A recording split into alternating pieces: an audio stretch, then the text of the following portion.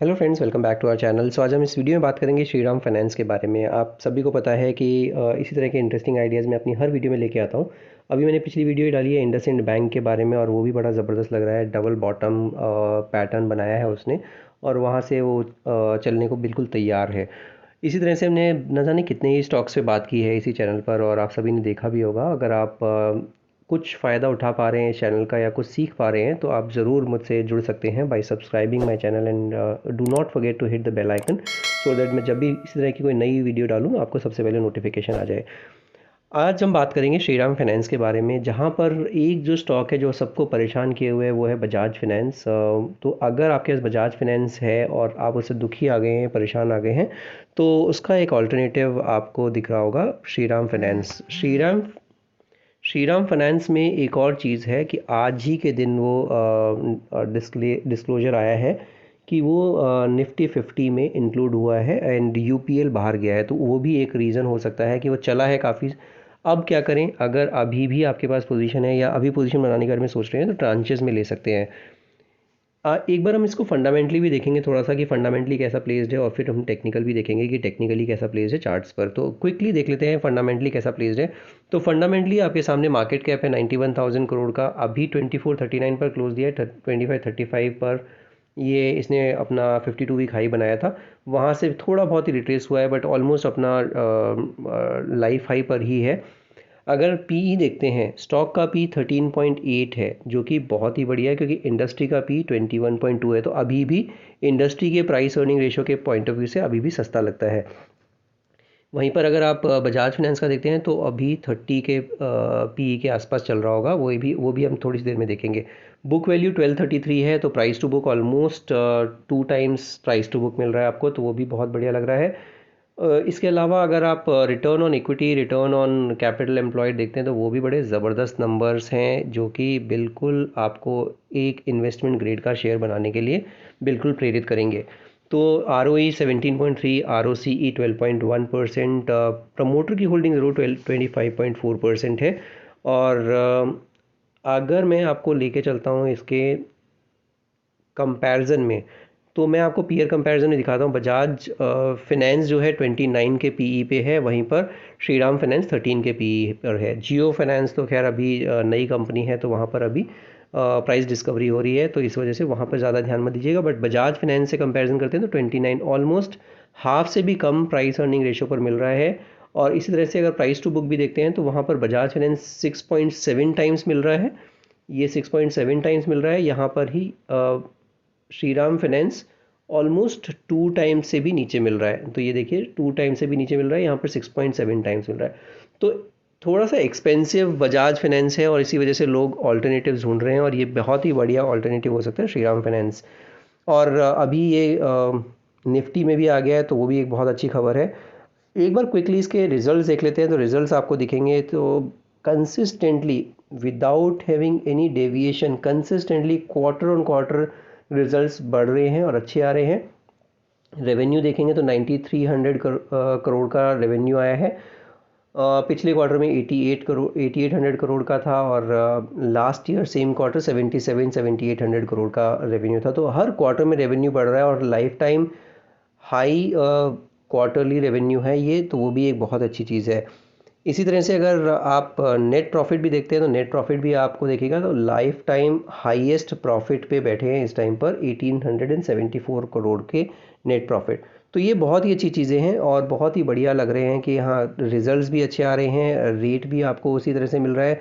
ये मैं year on year भी देखते हैं तो 2020 में 16,000 करोड़ का रेवेन्यू करते थे, 19 में 15,500 करोड़ का, फिर 17,000 करोड़ का, 19,000 और 2023 मार्च में 30,000 करोड़ का।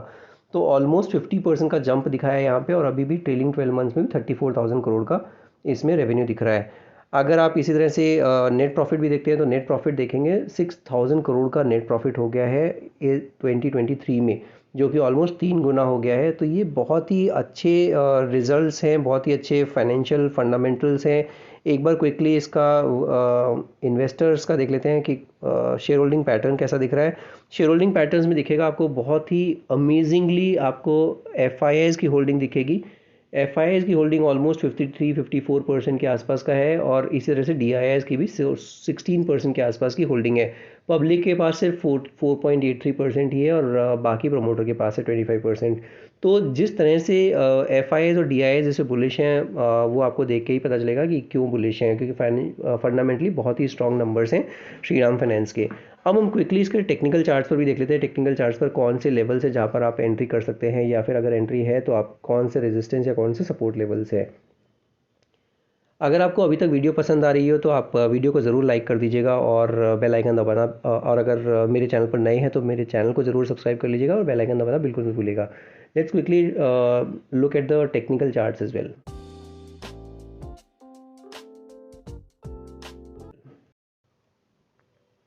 तो ये श्रीराम फाइनेंस का मैंने डेली का चार्ट लगाया है। डेली का चार्ट में अगर आपको दिखेगा थोड़ा सा कंसोलिडेट कर रहा है इस टाइम पर, और कंसोलिडेशन का लेवल क्या है वो है 2485 के आसपास से लेके, और ये है 2250।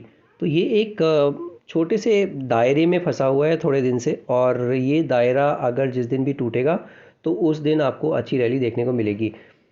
तो ये डेली का चार्ट है, ध्यान रखिएगा। डेली के चार्ट पर अभी क्योंकि न्यूज़ भी आउट हो गई है, हो सकता है थोड़ा सा नीचे स्तरों पर आ जाए और आपको ये दे दे, एंट्री का मौका दे दे आपको 2290 या 2300 के आसपास का, जो कि इसकी 50 डेमा है, और 2386 जो है अभी वो इसका 20 डेमा है। तो या तो 20 डेमा पर आ जाए तो थोड़ा एक ट्रांच ले सकते हैं 2386 के आसपास, या फिर अभी दूसरा ट्रांच लेंगे तो 2290, और उसके बाद अगर ये सारे ये लेवल्स को तोड़ के निकल जाए 2500 के ऊपर, तो फिर इसमें एंट्री या फिर और एक्यूमुलेट कर सकते हैं।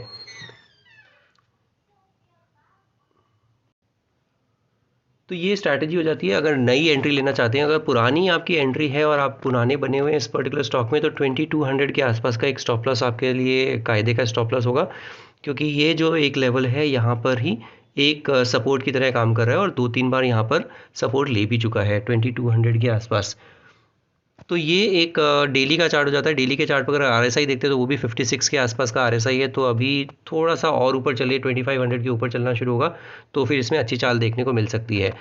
वीकली का चार्ट एक बार देख लेते हैं, वीकली के चार्ट पर कैसा पॉइंट है। और वीकली के चार्ट पर भी आपको दिखेगा एक ये इवनिंग स्टार पैटर्न जैसा दिख रहा है। एक ये अगर अगले वीक में भी अगर ये नीचे आता है तो थोड़ा सा निचले स्तरों पर आ सकता है। जो मैंने आपको लेवल्स बताए वो उन लेवल्स का ध्यान रखिएगा, और 2200 का जो मैंने स्टॉप लॉस बताया वो स्टॉप लॉस का ध्यान रखिएगा, क्योंकि वही एक लेवल है जहाँ पर कि ये बार बार सपोर्ट ले रहा है। और अगर ये नीचे आता है, क्योंकि कई बार ये भी होता है श्रीराम फाइनेंस जिस तरह से चला है ताबड़तोड़, हो सकता है आपको पता ना हो और लोगों को पहले से ही खबर है कि ये निफ्टी में आने वाला है, और निफ्टी में आने वाला है विच मीन्स लाइक उसी को ध्यान में रखते हुए इतनी बड़ी चाल भी आई है। तो हो सकता है buy on rumour sell on news वाला सिचुएशन आ जाए इसमें श्रीराम फाइनेंस से, बट लॉन्ग टर्म में बहुत ही बढ़िया लग रहा है, और लॉन्ग टर्म के चार्ट के पॉइंट ऑफ व्यू से बहुत ही अच्छा देखने को लग रहा है कि हाँ ये कंपनी जो है फंडामेंटली भी स्ट्रांग है और रिजल्ट्स भी अच्छे दे रही है, और उसी हिसाब से चाल भी आई है इसमें, बट फिर भी फंडामेंटली अभी भी थोड़ी सस्ती लगती है as compare to Bajaj finance. तो ये एक ध्यान रखने की चीज़ है। वीकली के चार्ट पर भी अगर आप देखते हैं तो 76 के आसपास का RSI है, तो वो अच्छा लग रहा है वीकली का चार्ट। एक बार मंथली के चार्ट पर देखते हैं, और मंथली के चार्ट पर आपको ये देखिए कितना ज़बरदस्त मंथली के चार्ट है। और इसने जब से ये ब्रेकआउट दिया है, लेवल क्या था, ये लेवल था ऑलमोस्ट 1600 के आसपास का। जब से ये ब्रेकआउट दिया है उसके बाद इसने पलट के वापस देखा नहीं है। तो ये एक बहुत अच्छी चीज़ है। अगर आपको बहुत ही लॉन्ग टर्म होराइज़न है तो इसमें आप बिल्कुल ध्यान रखिएगा। और इसकी अब जो नेक्स्ट पड़ाव देखने को मिलेगा, वो नेक्स्ट जो टारगेट्स हैं, वो नेक्स्ट टारगेट कैसे निकालेंगे, वो एक बार फिबोनाची का यूज़ करेंगे। वो मैं आपके सामने करके दिखा देता हूँ सो दैट आपको याद रहे, आपको पता रहे कि हम कैसे यूज़ करते हैं। तो ये एक बार जो ये लेवल था 1600 के आसपास, उसके बाद हम यहाँ लगाते हैं इसको। ये जो लेवल है ये, हाँ, तो अब आप देखेंगे इसमें जो पहला पड़ाव था, जो पहला टारगेट निकल के आ रहा था फिबोनाची के हिसाब से, वो था 2273। वो ऑलरेडी मुकम्मल हो चुका है, वो टारगेट ऑलरेडी अचीव कर चुका है ये। इसके बाद आता है 3400 के आसपास का टारगेट, जो कि अभी यहाँ से काफ़ी दूर है, ऑलमोस्ट 800 रुपये दूर है। तो अगर आपके पास पोजीशन है तो बिल्कुल बने रहिएगा। हो सकता है इसमें मैं भी पोजीशन बनाऊँ, क्योंकि काफ़ी अच्छा चार्ट लग रहा है। तो मैंने इंडसइंड बताया था अभी पिछली वीडियो में ही, उससे पहले मैंने जितने भी स्टॉक्स बताए हैं ये डिस्क्लेमर की तरह ध्यान रखिएगा। जब भी मैं कोई नई वीडियो बनाता हूँ या कोई भी मैं नया स्टॉक में एंट्री करता हूँ आपको सबको बताता हूँ, या एग्जिट करता हूँ तो भी बताता हूँ। तो हो सकता है इसमें मैं एंट्री करूँ, बट ट्रांचेस में लूँगा, जैसे मैं आपको भी सजेस्ट कर रहा हूँ। तो अभी 3400 के आसपास का टारगेट है नेक्स्ट, क्योंकि 2273 ऑलरेडी मुकम्मल हो चुका है। उसके बाद 4500 4550 के आसपास का, और उसके बाद 5250 के आसपास। तो 4550 5250 ये सारे ही लेवल्स हैं जो कि फिबोनाची के हिसाब से आ सकते हैं। 4 लेवल्स हैं, 4 टारगेट्स हैं। एक टारगेट ऑलरेडी अचीव हो चुका है, 3 टारगेट और अचीव होने वाले हैं। तो 3400 के लिए आप बिल्कुल इसमें बने रह सकते हैं और धीरे धीरे करके एक्यूमुलेट भी कर सकते हैं। RSI देखते हैं मंथली के चार्ट पर, तो वो भी 78 के आसपास का है। तो थोड़ा सा हो सकता है कंसोलिडेट करे, थोड़ा सा नीचे आ जाए, या फिर आपको थोड़ा सा वेट करवाए। बट हाँ, बहुत बढ़िया है लॉन्ग टर्म के पर्सपेक्टिव से, बिकॉज इस टाइम पर आपको इसी तरह की लार्ज कैप कंपनी में रहना है, और जहाँ पर की वैल्यूएशन भी सस्ती है, और अभी चाल आने की दमखम भी लगता है, और वैल्यूएशन आपको जस्टिफाई कर रही है इनके रिजल्ट्स से भी। तो इसी तरह के आइडियाज़ आपको फ्यूचर में भी देखने को मिलते रहें, इसके लिए आप मेरा चैनल ज़रूर सब्सक्राइब कर लीजिएगा। बेल आइकन दबाना बिल्कुल मत भूलिएगा, बिकॉज जब भी मैं कोई नई वीडियो डालूँ आपको सबसे पहले नोटिफिकेशन आ जाए। अगर आपको वीडियोस अच्छी लग रही है, कंटेंट अच्छा लग रहा है, तो एक लाइक तो बनता है। एक लाइक का बटन दबाने में बिल्कुल कुछ नहीं जाता है, एक लाइक कर दीजिए और अपने दोस्तों के साथ शेयर करना बिल्कुल मत भूलिएगा। आज की वीडियो में सिर्फ इतना ही। Will see in the next video. Thank you so much.